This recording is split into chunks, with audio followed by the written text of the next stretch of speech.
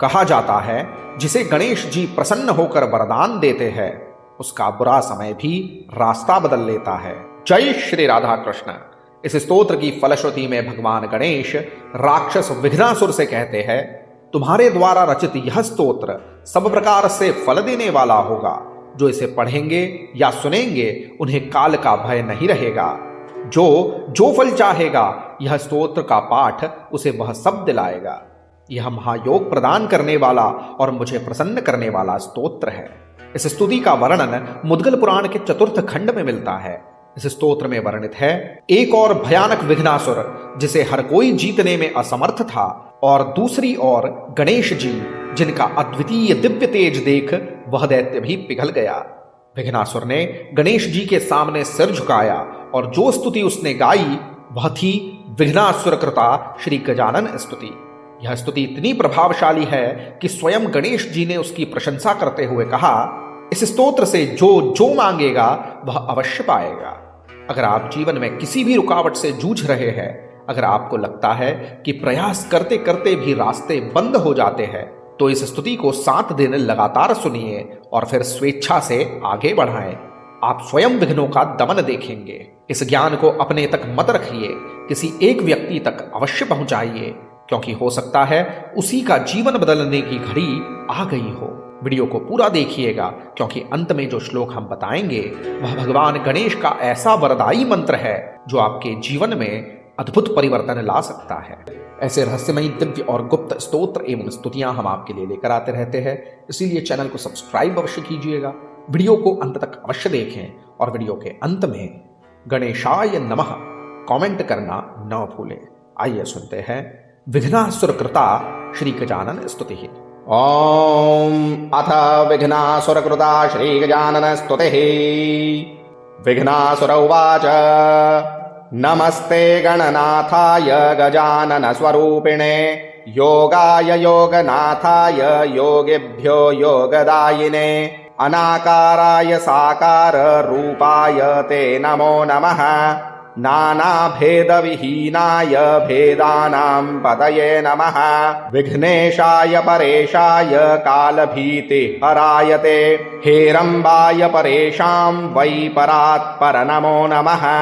अनादये ह्यनाथाय सर्वेषाम् आदिमूर्तये, भक्तेशाय सदा भक्त वाञ्छित प्रदते नमः, स्वानन्दवासिने तुभ्यं मूषकाध्वजिने नमः, मूषकोपरि संस्थाय ढुण्ढिराजायते नमः, आदिमध्यान्तहीनाय आदिमध्यान्तस्वरूपिणे, गजवक्त्राय वैतुभ्यं सर्वपूज्यायते नमः, सिद्धिबुद्धिस्वरूपाय सिद्धिबुद्धिप्रदाय च सिद्धिबुद्धिपते तुभ्यं महोदर नमो नमः, अमेयमायातिगमूर्तये पिते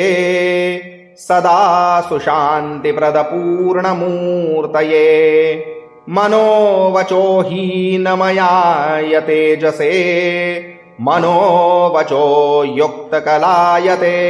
नमः, अज्ञानदोषेण कृतोपराधो हेरम्बतं क्षन्तुमिहार्हसे त्वं, रक्षस्व मां भक्तियुतं दयाब्धे, श्रेष्ठं वरं देहि परेशपाल, अधुना हि मया बुद्धं स्वरूपं ते गजानन, योगाकारमयोऽसि त्वं ततोऽहं निर्जितस्त्वया, त्वां विना कः समर्थः स्यात् कालं कलयतां प्रभुं, जेतुं धन्यः कृतो नाथ पादपद्मस्य दर्शनात्, एवं स्तुत्वा महाविघ्नः प्रणनाम गजाननं, तमुत्थाप्य जगादेदं वचनं सर्वदः परः। श्रीगजानन उवाच, त्वया कृतं मदीयं वै स्तोत्रं सर्वप्रदं भवेत्, कालस्य न भयं तेषां पठतां शृण्वतां सदा, यद्यदिच्छति तत्तद्वै दास्यामि स्तोत्रपाठतः, महायोगप्रदं चास्तु स्तोत्रं मत्प्रीतिवर्धनम्, हन्तुं त्वां क्रोधसंयुक्त आगतोऽहं न संशयः,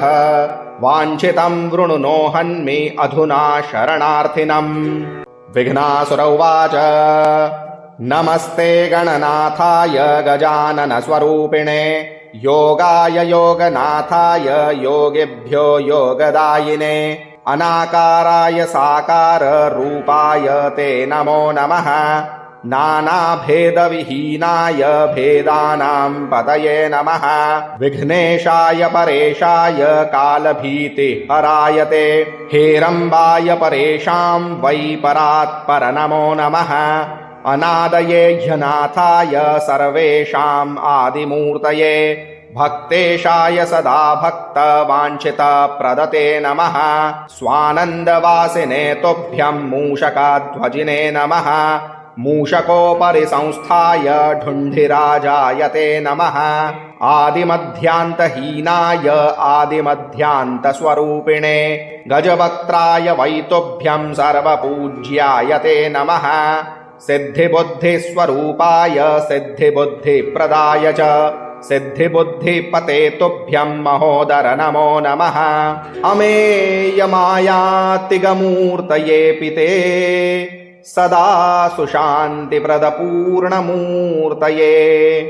मनोवचो हीनमयाय तेजसे मनोवचो युक्तकलायते नमः अज्ञानदोषेण कृतोऽपराधो हेरम्बतं क्षन्तुमिहार्हसे त्वं रक्षस्व मां भक्तियुतं दयाब्धे श्रेष्ठं वरं देहि परेशपाल अधुना हि मया बुद्धं स्वरूपं ते गजानन योगाकारमयोऽसि त्वं ततोऽहं निर्जितस्त्वया त्वां विना कः समर्थः स्यात् कालं कलयतां प्रभुं जेतुं धन्यः कृतो नाथ पादपद्मस्य दर्शनात् एवं स्तुत्वा महाविघ्नः प्रणनाम गजाननम् तमुत्थाप्य जगादेदं वचनं सर्वदः परः श्रीगजानन उवाच त्वया कृतं मदीयं वै स्तोत्रं सर्वप्रदं भवेत् कालस्य न भयं तेषां पठतां शृण्वतां सदा यद्यदिच्छति तत्तद्वै दास्यामि स्तोत्रपाठतः महायोगप्रदं चास्तु स्तोत्रं मत्प्रीतिवर्धनम् हन्तुं त्वां क्रोधसंयुक्त आगतोऽहं न संशयः वाञ्छितं वृणुनो हन्मि अधुना शरणार्थिनम् विघ्नासुर उवाच नमस्ते गणनाथाय गजाननस्वरूपिणे योगाय योगनाथाय योगिभ्यो योगदायिने अनाकाराय साकार रूपाय ते नमो नमः नानाभेदविहीनाय भेदानां पतये नमः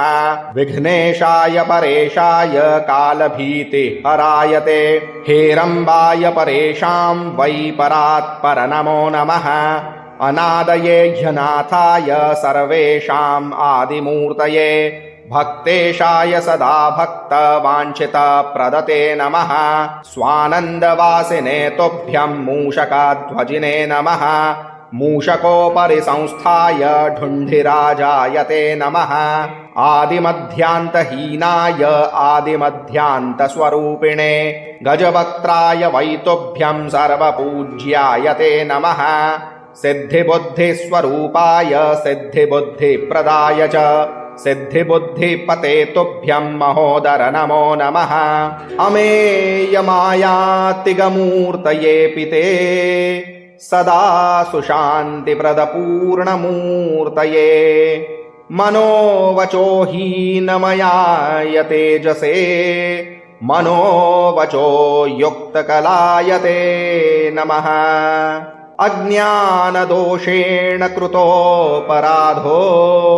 हेरम्बतं क्षन्तुमिहार्हसे त्वं रक्षस्व मां भक्तियुतं दयाब्धे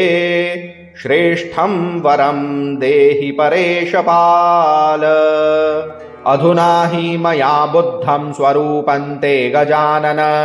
योगाकारमयोऽसि त्वं ततोऽहं निर्जितस्त्वया त्वां विना कः समर्थः स्यात् कालं कलयतां प्रभुं जेतुं धन्यः कृतो नाथ पादपद्मस्य दर्शनात् एवं स्तुत्वा महाविघ्नः प्रणनाम गजाननं तमुत्थाप्य जगादेदं वचनं सर्वतः परः। श्रीगजानन उवाच त्वया कृतं मदीयं वै स्तोत्रं सर्वप्रदं भवेत् कालस्य न भयं तेषां पठतां शृण्वतां सदा यद्यदिच्छति तत्तद्वै दास्यामि स्तोत्रपाठतः महायोगप्रदं चास्तु स्तोत्रं मत्प्रीतिवर्धनम् हन्तुं त्वां क्रोधसंयुक्त आगतोऽहं न संशयः वाञ्छितं वृणुनो हन्मे अधुना शरणार्थिनम्। विघ्नासुर उवाच नमस्ते गणनाथाय गजाननस्वरूपिणे योगाय योगनाथाय योगिभ्यो योगदायिने अनाकाराय साकार रूपाय ते नमो नमः नानाभेदविहीनाय भेदानां पतये नमः विघ्नेशाय परेशाय कालभीतिहराय ते हेरम्बाय परेशां वै परात्पर नमो नमः अनादये ह्यनाथाय सर्वेषाम् आदिमूर्तये भक्तेशाय सदा भक्तवाञ्छितप्रदते नमः स्वानन्दवासिने तुभ्यं मूषकाध्वजिने नमः मूषकोपरि संस्थाय ढुण्ढिराजाय ते नमः आदिमध्यान्तहीनाय आदिमध्यान्तस्वरूपिणे गजवक्त्राय वैतुभ्यं सर्वपूज्याय ते नमः सिद्धिबुद्धिस्वरूपाय सिद्धिबुद्धिप्रदाय च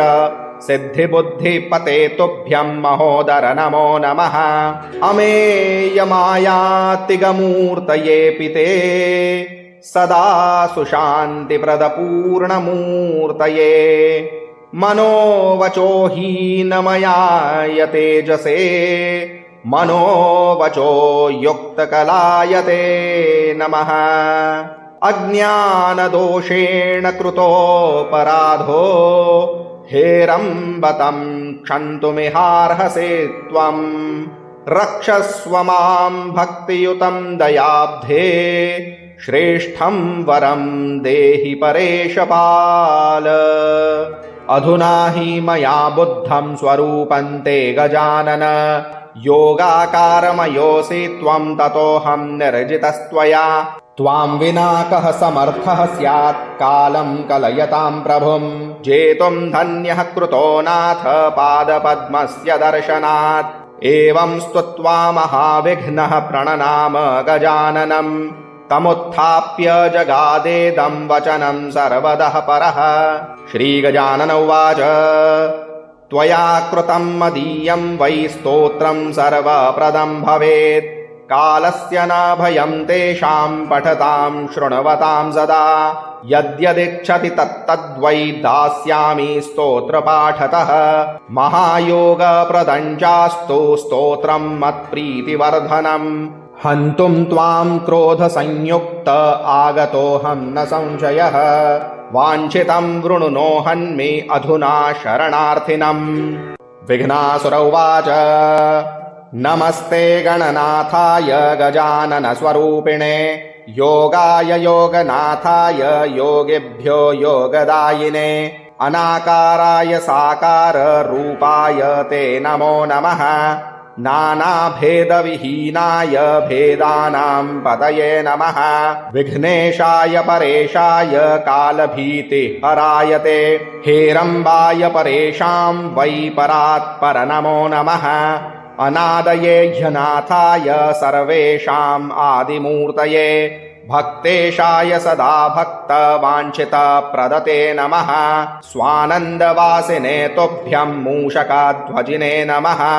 मूषकोपरि संस्थाय ढुण्ढिराजाय ते नमः आदिमध्यान्तहीनाय आदिमध्यान्तस्वरूपिणे गजवक्त्राय वैतुभ्यं सर्वपूज्याय ते नमः सिद्धिबुद्धिस्वरूपाय सिद्धिबुद्धिप्रदाय च सिद्धिबुद्धिपते तुभ्यं महोदर नमो नमः अमेयमायातिगमूर्तये पिते सदा सुशान्तिप्रदपूर्णमूर्तये मनोवचो हीनमयाय तेजसे मनोवचो युक्तकलायते नमः अज्ञानदोषेण कृतोऽपराधो हेरम्बतं क्षन्तुमिहार्हसे त्वं रक्षस्व मां भक्तियुतं दयाब्धे श्रेष्ठं वरं देहि परेशपाल अधुना हि मया बुद्धं स्वरूपं ते गजानन योगाकारमयोऽसि त्वं ततोऽहं निर्जितस्त्वया त्वां विना कः समर्थः स्यात् कालं कलयतां प्रभुं जेतुं धन्यः कृतो नाथ पादपद्मस्य दर्शनात् एवं स्तुत्वा महाविघ्नः प्रणनाम गजाननं तमुत्थाप्य जगादेदं वचनं सर्वतः परः श्रीगजानन उवाच त्वया कृतं मदीयं वै स्तोत्रं सर्वप्रदं भवेत् कालस्य न भयं तेषां पठतां शृण्वतां सदा यद्यदिच्छति तत्तद्वै दास्यामि स्तोत्रपाठतः महायोगप्रदं चास्तु स्तोत्रं मत्प्रीतिवर्धनम् हन्तुं त्वां क्रोधसंयुक्त आगतोऽहं न संशयः वाञ्छितं वृणुनो हन्मे अधुना शरणार्थिनम् महाशक्तिशाली गणेश मंत्र। अमेयाय च हेरम्ब परशुधारकायते मूषकवाहनायैव विश्वेशाय नमो नमः अर्थात